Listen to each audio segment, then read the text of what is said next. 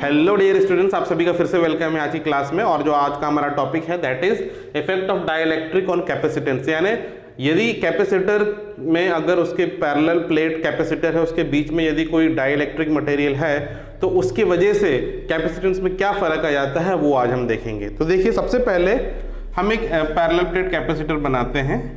तो ये मान लीजिए ये एक पैरेलल प्लेट कैपेसिटर है, इसमें पॉजिटिव चार्ज है, इसमें नेगेटिव चार्ज है और इसमें प्लस क्यू बोल देते हैं, इसको हम माइनस क्यू बोल देते हैं। ये दो पैरेलल प्लेट के बीच में कुछ सेपरेशन है, मान लो ये सेपरेशन कितना है, ये सेपरेशन है d।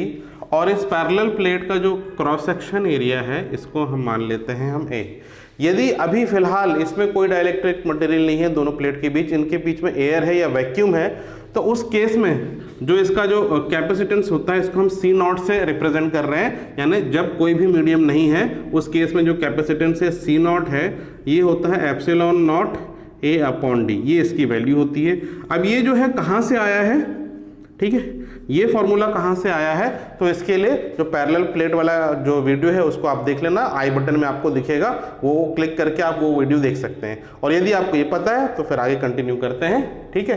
तो ये जो है कैपेसिटेंस है इस कैपेसिटर का। लेकिन अगर इस कैपेसिटर के बीच एक मटेरियल रखें, कैसा मटेरियल, ये है एक डाइइलेक्ट्रिक मटेरियल, और ये जो डाइइलेक्ट्रिक मटेरियल है पूरे इसके बीच के एरिया को कवर कर लिया है, पूरे इसके बीच के एरिया को कवर कर लिया है, ठीक है। अब ये जो डाइइलेक्ट्रिक मटेरियल है इसका कुछ ना कुछ डाइइलेक्ट्रिक कांस्टेंट होगा K, ठीक है। अब डाइइलेक्ट्रिक मटेरियल की प्रॉपर्टी क्या होती है उसको हम पहले भी डिस्कस कर चुके हैं। यदि आपको अगर डिटेल में समझना है तो जो लिंक आ रहा है ऊपर आई बटन में, उसको देख के आप उसका जो है एक बार देख लेना, ठीक है। तो फिलहाल हम यहाँ कंटिन्यू करेंगे कि ये जो डाइइलेक्ट्रिक मटेरियल है इसकी प्रॉपर्टी ये है कि इसके अंदर जो भी जो मॉलिक्यूल्स होते हैं वो इलेक्ट्रिक फील्ड के डायरेक्शन में अलाइन हो जाते हैं, और उस वजह से इसके अंदर, इस मटेरियल के अंदर जो इलेक्ट्रिक फील्ड है, नेट इलेक्ट्रिक फील्ड, वो रिड्यूस हो जाता है। अब वो कितना रिड्यूस होता है वो डिपेंड करता है इसका डाइइलेक्ट्रिक कांस्टेंट कितना है। तो जो डाइइलेक्ट्रिक कांस्टेंट है उसी के हिसाब से इसके बीच जो है इलेक्ट्रिक फील्ड जो है रिड्यूस हो जाता है, और उस वजह से जो कैपेसिटेंस है वो भी चेंज हो जाता है। तो देखिए, जब ये डाइइलेक्ट्रिक मटेरियल नहीं रखा था तो इसके बीच में कुछ इलेक्ट्रिक फील्ड रही होगी इस पैरेलल प्लेट के बीच में, इस पॉजिटिव और नेगेटिव चार्ज की वजह से, उसको हमने बोला E0। ये था E0 इलेक्ट्रिक फील्ड जब डाइइलेक्ट्रिक मटेरियल नहीं था। लेकिन जब डाइइलेक्ट्रिक मटेरियल रख देंगे आप इस पैरेलल प्लेट के बीच में, अब इसके अंदर जो है इलेक्ट्रिक फील्ड E0 से घट जाएगा। तो इसके अंदर जो अब इलेक्ट्रिक फील्ड है उसको हम बोलेंगे E इन मीडियम, ठीक है, क्योंकि ये अब है मीडियम है, यहाँ पे कोई दूसरा मीडियम है, उसका डाइइलेक्ट्रिक कांस्टेंट K है। तो E इन मीडियम ये कितना हो जाता है, E0 अपॉन K, ठीक है। तो ये हो जाता है E0 अपॉन K। तो ये समझ में आया, ये इसकी प्रॉपर्टी है डाइइलेक्ट्रिक की कि इसके अंदर जो है इलेक्ट्रिक फील्ड रिड्यूस हो जाएगी, कितने अमाउंट से, इसके डाइइलेक्ट्रिक जितनी वैल्यू है उसके अमाउंट से ये जो है इलेक्ट्रिक फील्ड रिड्यूस्ड हो जाएगी। क्लियर है, समझ में आया। अब देखिए, ये पॉजिटिव प्लेट है और ये नेगेटिव प्लेट है, इनके बीच में कुछ ना कुछ पोटेंशियल होगा। उस पोटेंशियल को यदि मैं बोल दूं V, ठीक है, now this potential will be equal to, आपको पता है ये क्या होता है, इलेक्ट्रिक फील्ड, ठीक है, into distance between this two plate.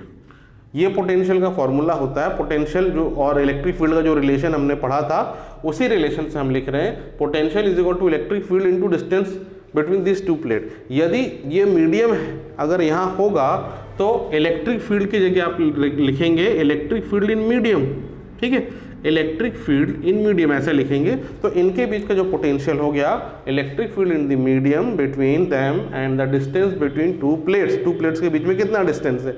अब देखिए, ये जो इलेक्ट्रिक फील्ड इसके अंदर कितना है ये हमने लिखा है, this is E0 upon K, और इनका जो डिस्टेंस है ये है D, ठीक है। अब देखिए, ये जो E0 है यानी electric field when there was no medium, तो इलेक्ट्रिक फील्ड क्या होता है, देखिए ये जो इलेक्ट्रिक फील्ड है दो प्लेट के बीच का है।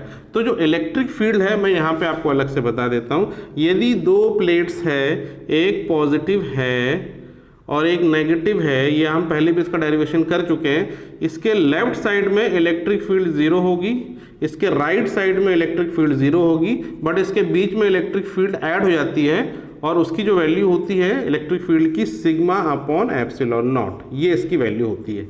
ठीक है, तो ये हम डेरिवेशन ऑलरेडी कर चुके हैं, फर्स्ट चैप्टर में भी किए थे। सिग्मा क्या है, सरफेस चार्ज डेंसिटी, और एप्सिलॉन नॉट तो कांस्टेंट है। तो इस ई नॉट की जगह हम लिखेंगे simply sigma upon epsilon not, फिर ये के हो गया, फिर डी हो गया। अब ये जो सिग्मा है ये क्या है, सरफेस चार्ज डेंसिटी है। तो इसी सिग्मा को हम लिख सकते हैं Q by A, epsilon naught K into D. ठीक है, surface charge density charge per unit area, ये जो है बाय ए को हम नीचे भी ले जा सकते हैं, तो इस तरीके से आप लिख सकते हैं। अब ये क्यू को आप v के नीचे ला सकते हैं, तो यदि ये q को हम v के नीचे ले आते हैं तो यहाँ बच गया 1 और ये d और 1 मिलके इंटू होगा, तो ये d इधर लिख सकते हैं, d अपॉन एप्सिलॉन नॉट के ए ऐसे लिख सकते हैं। और यदि इसका हम रेसिप्रोकल ले लें, q अपॉन v कर लें, ठीक है, तो ये क्या हो जाएगा, ये हो जाएगा एप्सिलॉन नॉट इंटू के into A divided by D. ठीक है, ये हुआ। अब Q अपॉन V क्या होता है, Q अपॉन V जो है वो कैपेसिटेंस होता है। तो ये जो Q अपॉन V किसका कैपेसिटेंस है, इस कैपेसिटर का जिसमें डाइलेक्ट्रिक K है। तो इसका जो कैपेसिटेंस है इसको हम C मीडियम कर देते हैं। ये था C नॉट जब कोई मीडियम नहीं था, ये C मीडियम, ये हो गया एप्सिलॉन नॉट इंटू के ए बाय डी, ये हो गया। तो इसको हम ऐसे भी लिख सकते हैं C मीडियम। अगर आप इस इक्वेशन से कंपेयर करें तो इसको आप कैसे लिख सकते हैं, K इंटू सी नॉट, ऐसे भी तो लिख सकते हैं। तो इसका ये मतलब है कैपेसिटेंस जो है K not times K times increase हो जाएगा जब डाइलेक्ट्रिक मीडियम उसमें नहीं था। क्लियर है, समझ में आया आपको? ठीक है, तो इस तरीके से हम निकालेंगे किसी भी कैपेसिटर का कैपेसिटेंस।